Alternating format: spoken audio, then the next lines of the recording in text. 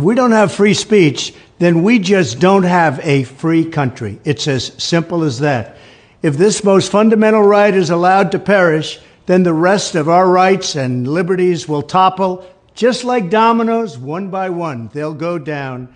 That's why today I'm announcing my plan to shatter the left-wing censorship regime and to reclaim the right to free speech for all Americans. And reclaim is a very important word in this case because they've taken it away. In recent weeks, bombshell reports have confirmed that a sinister group of deep state bureaucrats, Silicon Valley tyrants, left-wing activists, and depraved corporate news media have been conspiring to manipulate and silence the American people. They have collaborated to suppress vital information on everything from elections to public health. The censorship cartel must be dismantled and destroyed, and it must happen immediately. And here's my plan. First, within hours of my inauguration, I will sign an executive order banning any federal department or agency from colluding with any organization, business, or person to censor, limit, categorize, or impede the lawful speech of American citizens. I will then ban federal money from being used to label domestic speech as mis- or disinformation. And I will begin the process of identifying and firing every federal bureaucrat who has engaged in domestic censorship, directly or indirectly, whether they are the Department of Homeland Security, the Department of Health, Human Services, the FBI, the DOJ, no matter who they are. Second, I will order the Department of Justice to investigate all parties involved in the new online censorship regime, which is absolutely destructive and terrible, and to aggressively prosecute any and all crimes identified. These include possible violations of federal civil rights law, campaign finance laws, federal election law, securities law, and antitrust laws, the Hatch Act, and a host of other potential criminal, civil, regulatory, and constitutional offenses. To assist in these efforts, I am urging House Republicans to immediately send preservation letters, and we have to do this right now, to the Biden administration, the Biden campaign, and every Silicon Valley tech giant, ordering them not to destroy evidence of censorship.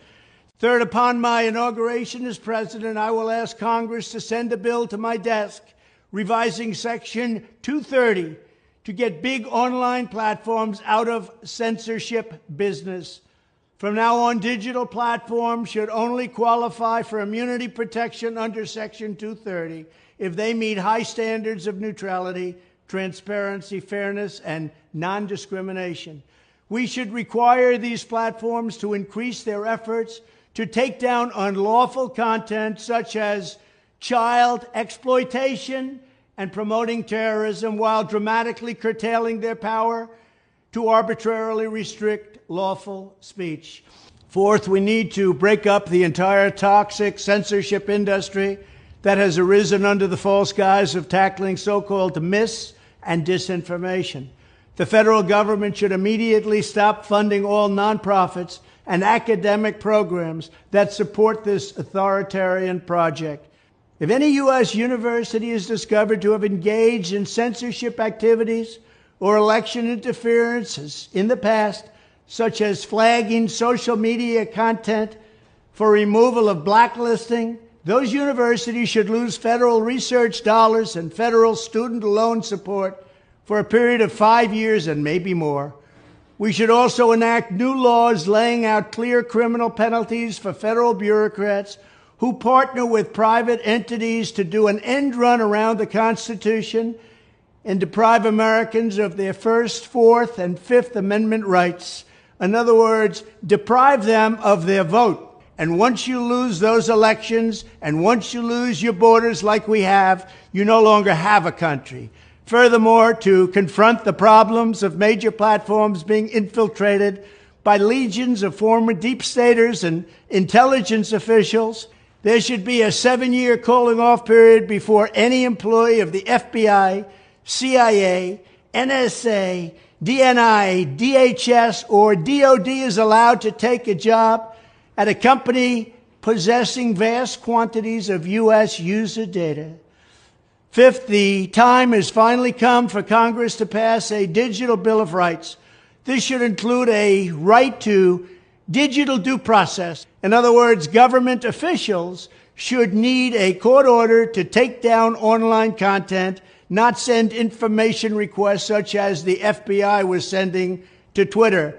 Furthermore, when users of big online platforms have their content or accounts removed, throttled, shadow banned, or otherwise restricted, no matter what name they use, they should have the right to be informed that it's happening, the right to a specific explanation of the reason why, and the right to a timely appeal.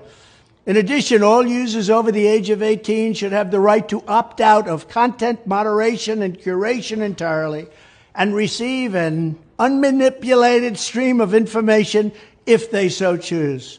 The fight for free speech is a matter of victory or death for America and for the survival of Western civilization itself.